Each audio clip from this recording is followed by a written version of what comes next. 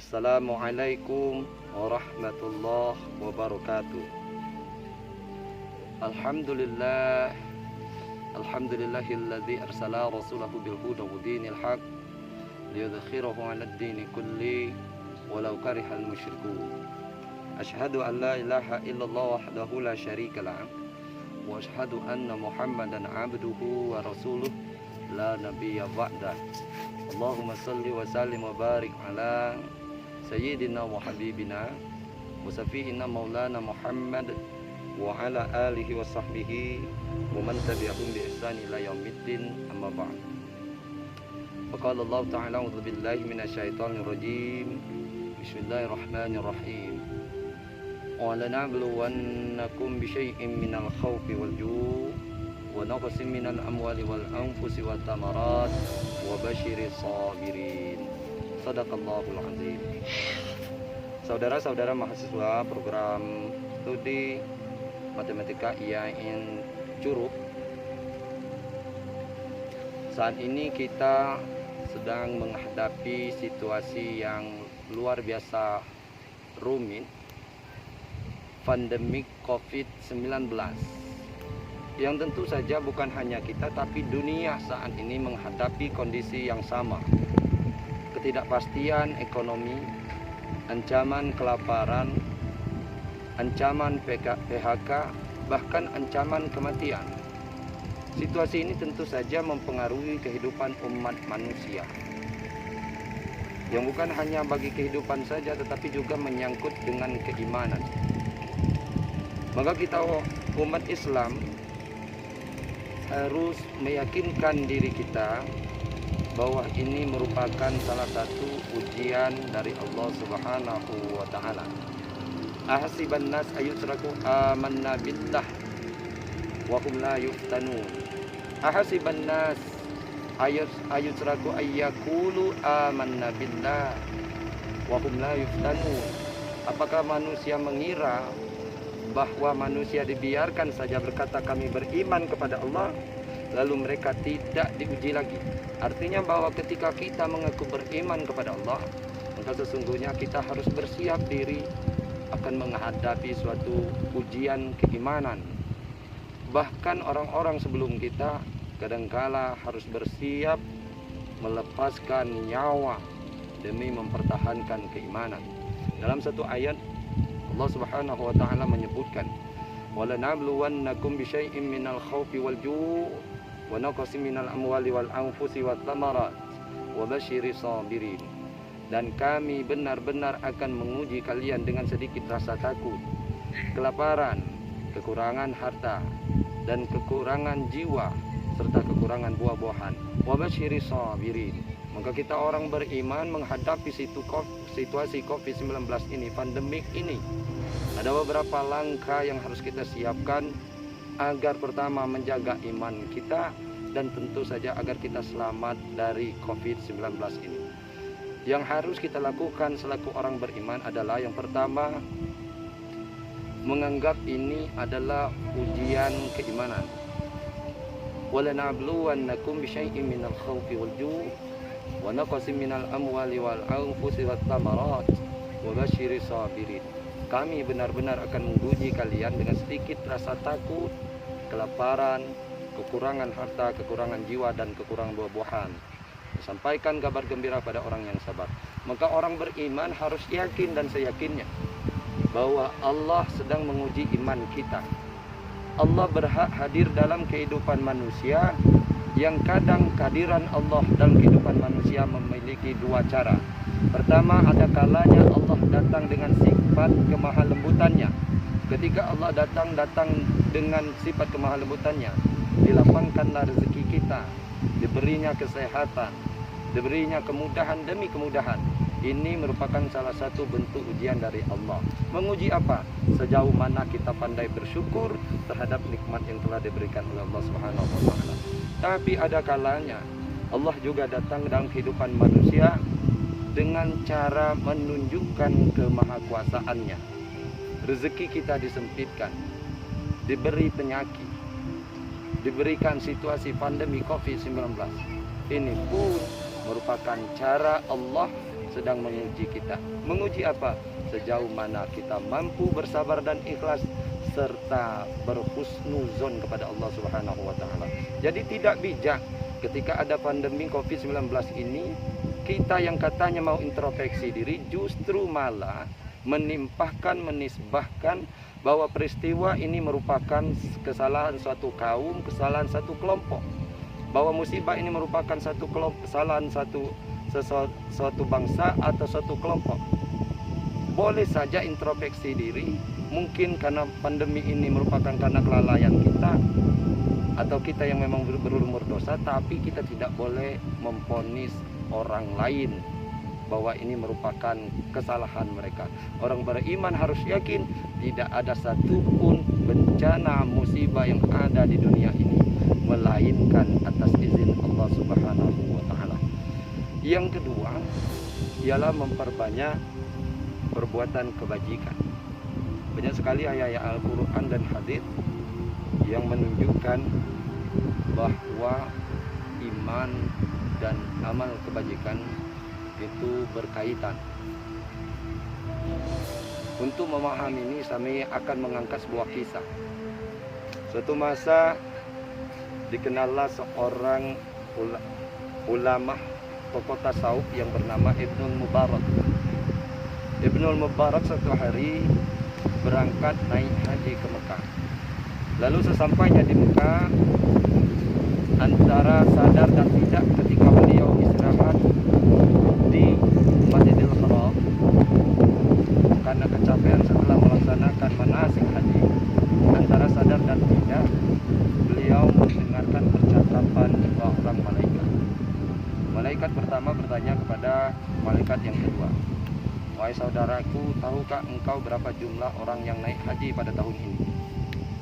Lalu dijawab oleh malaikat yang kedua bahwa yang naik haji tahun ini adalah 600.000 orang. Lalu malaikat pertama kembali bertanya kepada malaikat yang kedua, dari 600.000 jiwa jamaah yang berangkat haji, berapakah orang yang diterima amal hajinya atau yang sering kita sebut dengan haji mabrur? Maka dijawab oleh malaikat yang kedua, 600.000 orang yang berangkat tahun ini tidak satu pun mendapatkan gelar haji yang mabrur. Dan anehnya, kata malaikat yang kedua, justru yang mendapatkan gelar haji mabrur ternyata adalah orang yang tidak berangkat naik haji. Dia adalah Ali Al-Muwaffaq yang tinggalnya berada di Damaskus.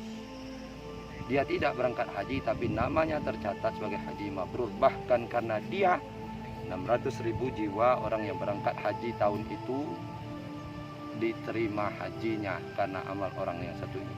Lalu Ibnul Mubarak singkat cerita terbangun dari mimpinya. Karena penasaran, Ibnul Mubarak setelah lepas dari pulang haji, dia mencari di mana Al-Muwaffaq berada. Singkat cerita, sampailah di pasar menanyakan langsung di mana rumah Ali Al-Muwaffaq berada. Karena Ali Al-Muwaffaq ini orang baik, maka orang-orang di pasar tahu di mana keberadaannya. Lalu ditunjukkan rumah Al-Muwaffaq oleh orang-orang di pasar. Sampailah Al-Mubarak di depan Ali Al-Muwaffaq, depan rumah Ali Al-Muwaffaq. Lalu beliau menyampaikan apa yang terjadi ketika beliau naik haji dan menanyakan apa kiranya ibadah yang dikerjakan oleh Ali Al-Muwaffaq sampai ia diterima hajinya seakan-akan haji mabrur pada beliau tidak berangkat naik haji. Ali Al-Muwaffaq mengatakan, "Wahai Ibnu Mubarak, sesungguhnya aku sudah bercita-cita akan berangkat haji dan semestinya tahun ini adalah tahun keberangkatanku. Tapi ketika kami akan berangkat, istriku yang sedang mengandung mencium aroma masakan daging dari rumah tetangga yang sangat harum. Lalu dia pun meminta saya meminta makanan tersebut. Aku datang ke rumah sebelah, rumahku tetanggaku. Aku sampaikan sama nenek yang di sebelah bahwa orang istriku menyukai masakan yang dia masak.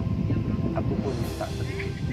Tapi apa yang terjadi ketika aku minta, nenek tersebut menolak dan mengatakan, wahai Al-Muwaffaq, makanan ini haram bagimu dan hanya halal bagi kami. Lalu Ali Al-Muwaffaq menanyakan, kenapa demikian? Maka dijawab oleh sang nenek bahwa aku ini adalah seorang janda tua, menghidupi cucu-cucuku. Suatu hari kami sudah tidak makan 2 hari lebih. Aku mencari makan tapi tidak bertemu. Lalu ketika aku pulang, aku temukanlah bangkai keledai. Aku bawa pulang, lalu aku masak. Dan harum masakan itulah yang sampai ke rumah engkau, wahai Ali Al-Muwaffaq. Untuk itu makanan ini halal bagi kami tetapi haram untuk engkau karena engkau adalah orang yang mampu. Mendengar itu maka Al-Muwaffaq menangis sejadi-jadinya. Ia pun pulang. Tabungan haji yang semestinya ia gunakan untuk berangkat haji, maka pada hari itu diserahkannya semua kepada nenek tersebut. Apa yang dapat kita ambil dari kisah Ali Al-Muwaffaq ini? Para mahasiswa sekalian, Ali Al-Muwaffaq dianggap sebagai haji mabrur karena pandai menghargai nyawa manusia. Kita ingat bahwa salah satu maqasidul syariah adalah hifdzun nafs, melindungi jiwa manusia. Sesuai dengan saat Covid ini, maka kita harus ingat tujuan syariat Allah. Ada hifdzun nafs, ada hifdzun mal. Kita harus melindungi jiwa kita, harus melindungi harta. Ali Al-Muwaffaq memberikan bantuan. Ini cara dia melindungi nyawa manusia. Maka pada saat ini kita pun melalui bantuan kita kepada tetangga kita, pada saudara kita yang membutuhkan, maka sesungguhnya kita sedang melindungi nyawa manusia. Dalam situasi COVID-19 paling tidak ada 2 cara kita berbuat kebaikan. Pertama, memberikan bantuan kepada orang yang butuh berupa makanan, pakaian, bahkan informasi-informasi yang benar tentang kesehatan, tentang pemberitaan. Dan yang kedua, tentu saja bantuan yang kita bisa berikan, kebajikan yang bisa kita lakukan adalah memberikan rasa nyaman, rasa aman. Kalau beribadah haji saja bisa ditunda demi rasa aman. Coba kita bayangkan, andai kata 23.000 jamaah kita berangkat naik haji, 23.000 berangkat haji. Lalu bayangkan kalau misalkan dia naik haji, pulang ke tanah air membawa pandemi, membawa virus ini, apa yang terjadi? Berapa rumah sakit yang dibutuhkan untuk menanggulanginya? Berapa pegawai yang harus dibutuhkan, pegawai nakes yang dibutuhkan untuk merawatnya? Berapa obat yang katanya sangat mahal harus digunakan, alat tes yang mahal harus digunakan, alat keselamatan diri harus digunakan. Kalau ini terjadi maka ambuklah negara ini. Melindungi harta, termasuk harta negara, melalui menjaga diri dari COVID ini. Makanya di dalam Islam ada kaidah dar'ul mafasid muqaddam 'alal jalbil masalih. Mencegah kemudaratan lebih diutamakan dibandingkan dengan mencari maslahat. Bahwa kita harus beribadah tapi tentu harus membatasi diri. Pergi ke rumah ibadah dengan membawa alat sholat sendiri, mengatur saf agar tidak terlalu rapat supaya tidak terjadi kontak fisik, tidak berjabat tangan dan sebagainya macamnya. Ini cara kita menghindari virus COVID-19 sendiri. Dan ini berkaitan dengan keimanan kita bahwa Allah tidak menyia-nyiakan perbuatan orang yang beriman. Dengarkan mahasiswa sekalian, yang terpenting juga bagi kita saat ini, karena mungkin saja pembatasan perkumpulan, mungkin pengajian dan sebagainya macamnya, mungkin pembelajaran di kampus dan sebagainya macamnya, kita dibatasi berkumpul.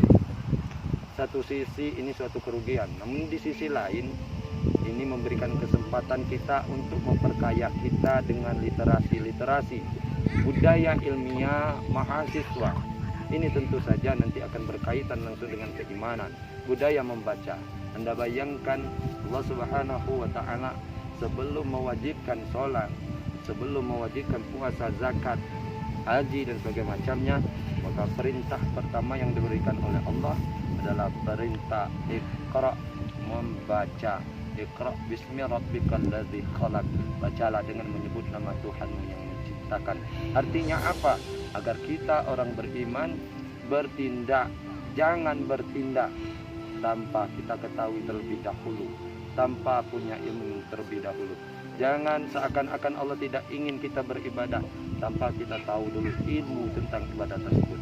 Akhir-akhir ini kita saksikan beberapa di antara kita mungkin percaya begitu saja terhadap pemberitaan-pemberitaan. Kalau kita orang beriman, maka kita berkewajiban untuk tabayun. Jadi sekalian mahasiswa, barangkali demikian yang dapat kami sampaikan. Mudah-mudahan bermanfaat. Mungkin nanti ada pertanyaan, kami silakan untuk memberikan pertanyaannya. Insyaallah kami akan menjawab secara tepat. Demikian saja. Allahul muwaffiq ila aqwamit thoriq. Assalamualaikum warahmatullahi wabarakatuh.